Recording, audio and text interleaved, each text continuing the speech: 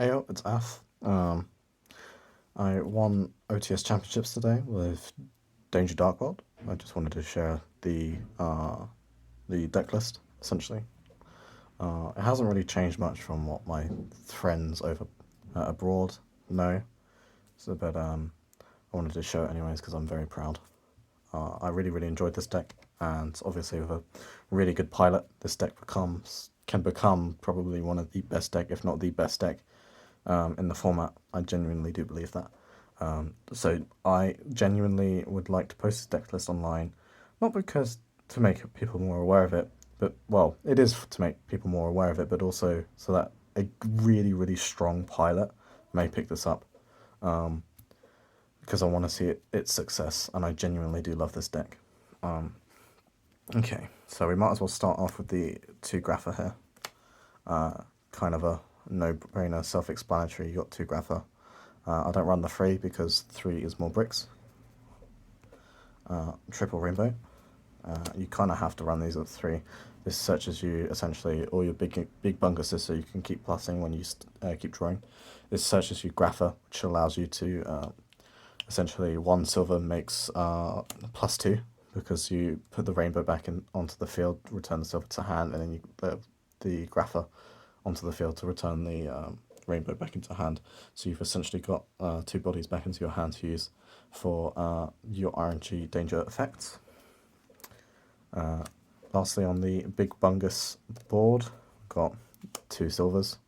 You don't need to run more than 2 silver. 2 silver is just fine. If we get hit by, well, if we're against Bestials, we don't really care about that. We definitely change the plan of action. The silver is really strong against any other deck that isn't playing Bestials. So yeah, silver is by far the plan of action against any other deck that isn't Branded Despia. Not really going to see Dragon Link. Maybe you might, maybe you won't. But yeah, silver is phenomenal. That's the big bunguses out of the way. Next, Triple Genta. Such as your Gates is also the Dark World card that essentially enables all your other Dark World cards. You need him. He also comes back as level 4 body, so you can use him as the level 4 Exceed summons, well, the rank 4 Exceed summons. In this build, I don't particularly use a lot of rank 4s. There's 2 in this build, but I do like Genta, and he's always a must-needed card. And again, it's the same with Silver. You can add Genta back to hand with one of your big bunguses, so that you can resource loop. Next is Snow. Snow searches you any Dark World card. Doesn't matter what it is. Yeah, Snow is just by far like mandatory. You need Snow at 3. She's far too strong. She gets you into your rainbows, so you can search out your big bunguses, and she also grabs you the 1 Cerulea that we're running of. Obviously, I think running 1 Cerulea is quite greedy, because obviously we want to play. If Cerulea gets hit by Bestial, then you're kind of fucked. But I do genuinely think that 1 Cerulea is the correct thing. If you're going against Bestials, you genuinely do. You can side out Cerulea if you don't think. If you think they're Bestial heavy, you can side out Cerulea. But not a lot of people are Bestial heavy this format, so 1 Cerulea is fine. But you do have a plan B in case you do find someone who is Bestial heavy. We're going to move on to the dangers. You've got the one-offs, Tsuchinoko and Jackalope. Obviously, Tsuchinoko is always going to be a 3-body. Jackalope searches you a 3-body as well. They're level 3s, doesn't really matter. We're not going into any level 3s. If I was playing the pure variant, I'd probably still run these because you run more level 3s and you can go into level 3. Funny level 3 stuff. But yeah, these 2 are kind of mandatory. They're always going to be a body on the field. Triple Chupacabra. I think this card is a must at 3. Just because this card is a themed. Absolutely phenomenal card. Obviously, if you don't have a danger in graveyard, and Chupacabra gets sniped, then unfortunately he's not going to do a lot. But if you've got gates, you can use the Chupacabra as cost, banish that off, so that you can then carry on plays. So it's not at the end of the world if he gets sniped. He is also level 4, by the way. Next card, Double Nessie. I was thinking about running more, but I think double Nessie is fine. It's a level 7, so it doesn't go with any of your stuff. So yeah, you don't really care about Nessies. They're just kind of eh. Nessie searches you out into your level 4s or your level 8s that you want to see. Next is we're moving on. Oh, not that. We're going into Mothman.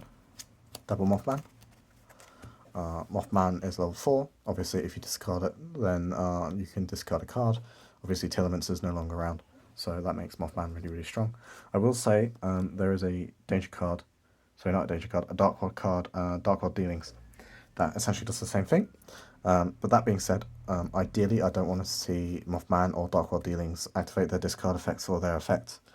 Just because everyone's running Nibiru, everyone's running Ash Blossoms. Some people are running Droll and Lockbird.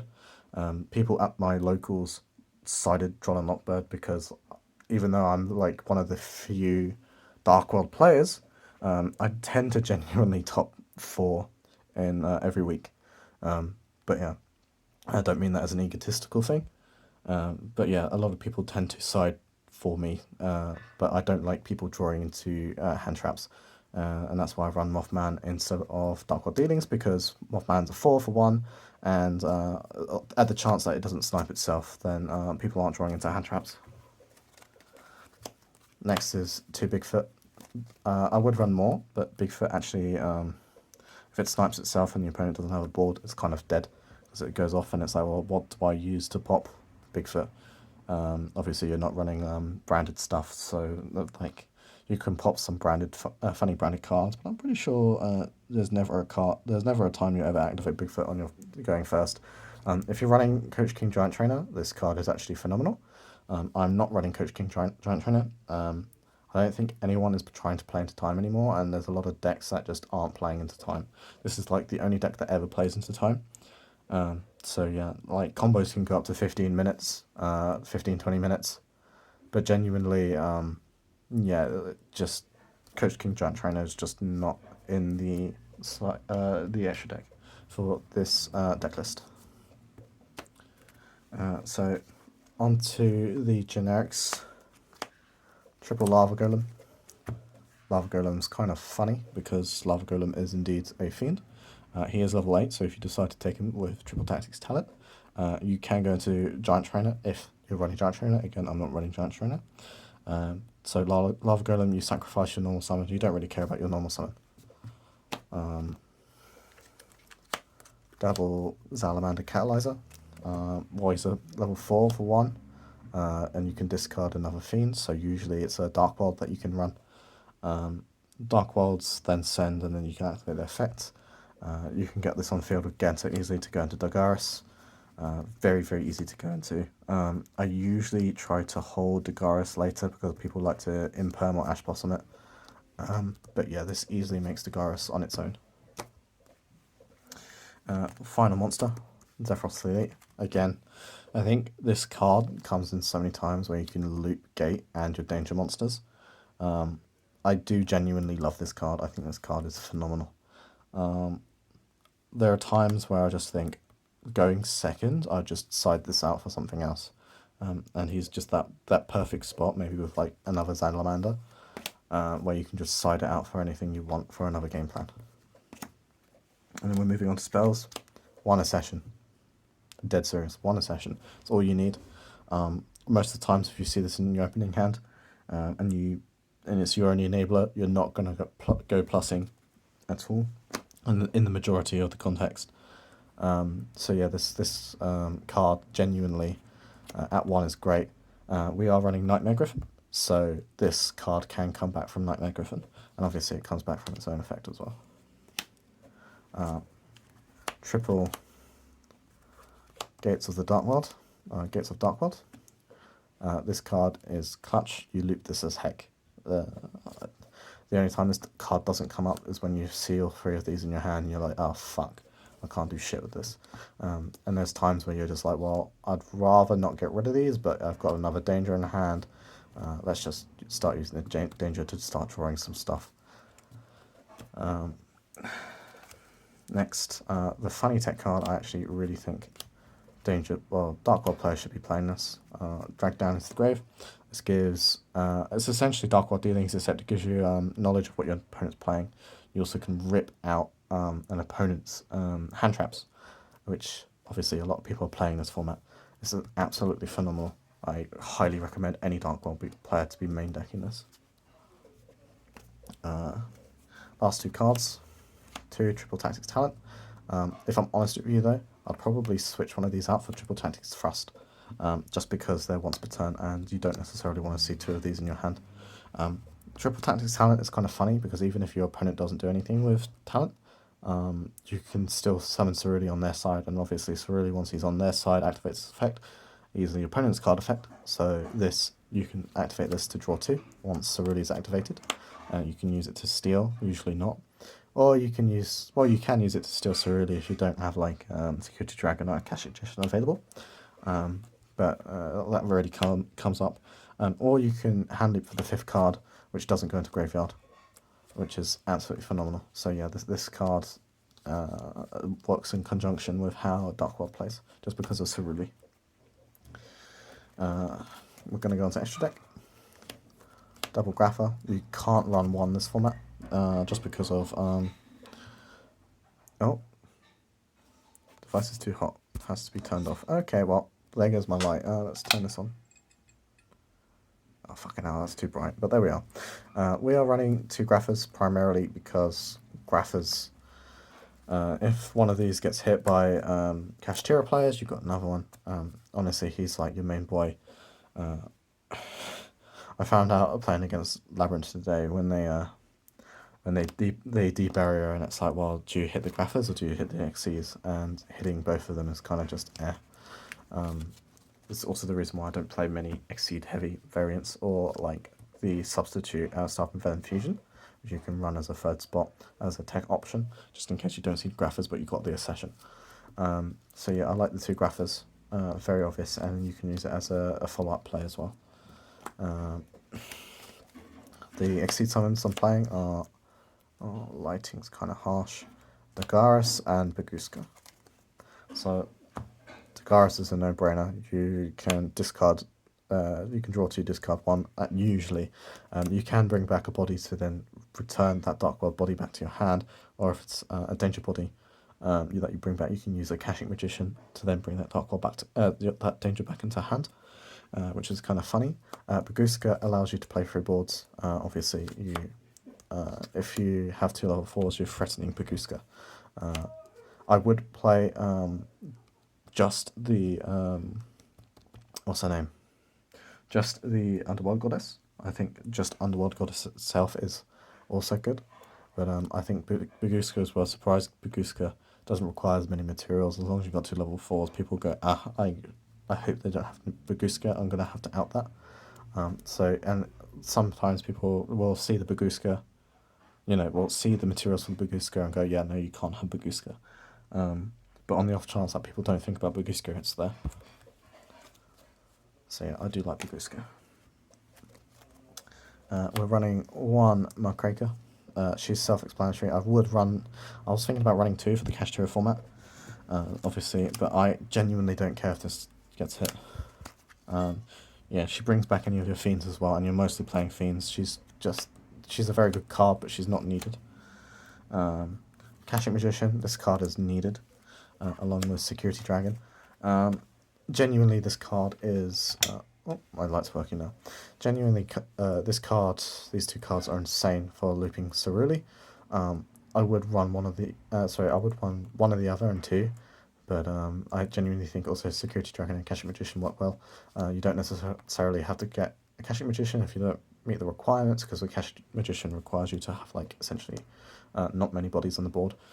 Whereas Security, if you've got a lot of bodies on the board and you finally found Cerulean, Security Dragon is it. So yeah, they're both situational. Cash players can't hit one or the other because they will never know. And usually Akashic Magician gets hit first. If they're thinking about that, they would hit Akashic Magician, because Akashic Magician can return their cards that it points to. So yeah, Security Dragon's a lot harder to meet the requirements for. Cross sheet. You use this. You summon out Grapher. You grab a Dark World. and then you bring that Dark World back to hand to special summon Rainbow or Grapple, and then you can, I don't know, let's say loop Genta. It's kind of funny. Cross Sheep comes in clutch. IP Masquerader, generic, gets you into Nightmare Phoenix, Nightmare Unicorn, or Nightmare Griffin, or Underworld Goddess. But genuinely, yeah, she's just another generic Link 2 that she threatens the board with.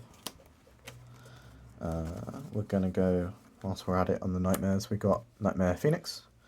A lot of people are playing Floodgates. Oh, for God's sakes. A lot of people are playing Floodgates. That's quite harsh. We can pop it there. That's easier. Nightmare Phoenix pops Floodgates. Amazing card. Genuinely amazing.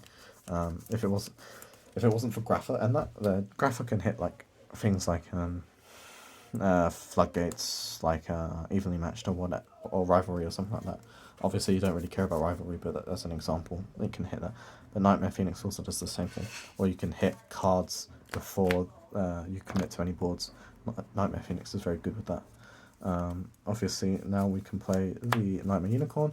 The nice thing about Nightmare Unicorn is if you put Muckraker here, you can co-link them, so you still get the draw for Nightmare Unicorn. So even though you don't get the effect of the discard from the card that you discarded with Nightmare Unicorn, you can still get the draw to stabilize yourself.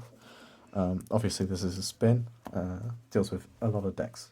This format. The last Nightmare card, Nightmare Griffin. Nightmare Griffin's great, and I'll just show you an example board of why it's great.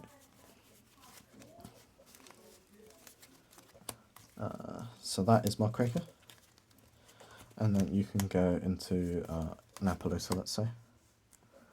So this is an example, just as an example. You've got Appaloosa, you've got Muckraker, and you've got Nightmare Griffin. So Nightmare Griffin states that any cards that aren't special summoned co-linked cannot activate their effects. So Nightmare Griffin is quite literally a floodgate. It's a backup plan. It's one of your backup plans, and I actually genuinely do like this. Nightmare Griffin also allows you to set Dark Border Session, so that you can play that for next turn. Absolutely phenomenal card. Okay, on to Link 4s. I've just shown you Appaloosa. Appaloosa is the no-brainer generic Link 4. Comes up in every end board. She also protects you from Nibiru. You've got Sayuja. Sayuja is great, obviously. Draw power. Very generic draw power. Also the special summon for the free body. And then, surprise, Underworld Goddess. Underworld Goddess, she's very strong. She breaks boards. And you can summon her off IP. So now we go into the side deck. Actually, it's funny about my side deck.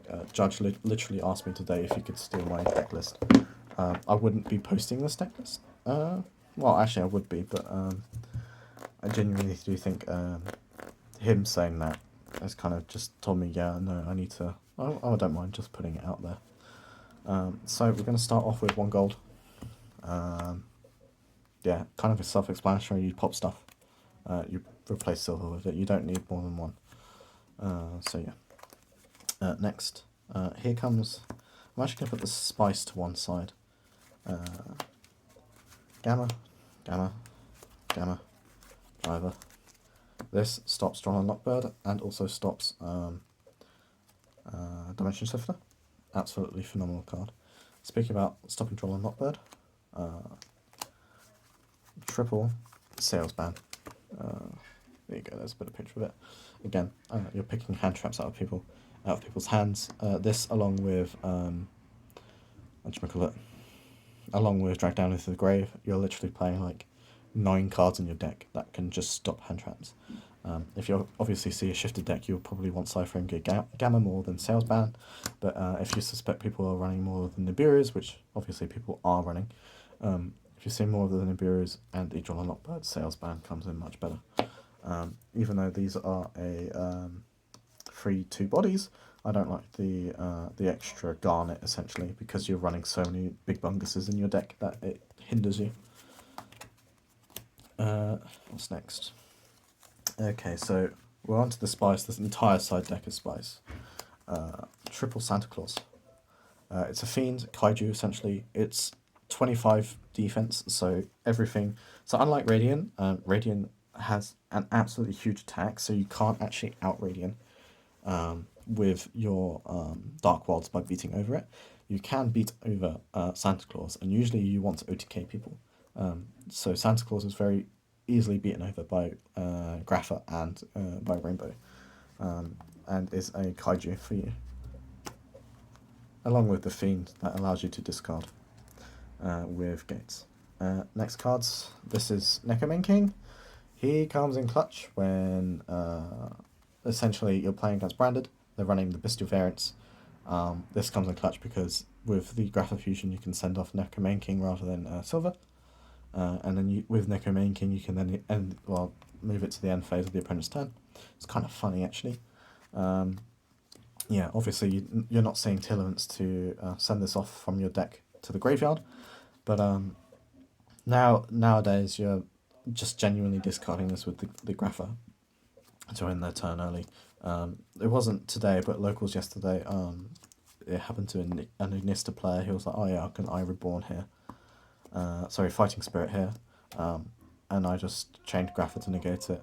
Essentially, change it to the opponent discards one, so I discard Neko King, and then I ended his turn early. Kind of funny, but yeah, that's the backup plan against Bestials in general.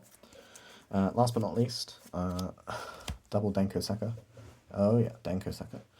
Tombox obviously has been going on about this, but I genuinely do agree with Denko Seka and Dark World. Denko Seka and Dark World is phenomenal because you don't really care about your normal summon.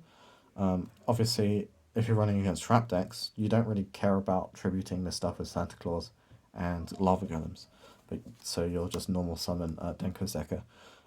I played against 2 Trap Tricks and 1 Labyrinth player.